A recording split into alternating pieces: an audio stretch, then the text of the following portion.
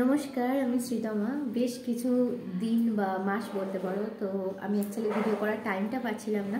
তো আবার আমি গানের ভিডিও নিয়ে ফিরে এসেছি। তো বেশি কিছু না বলে গানে চলে যাওয়া যাক।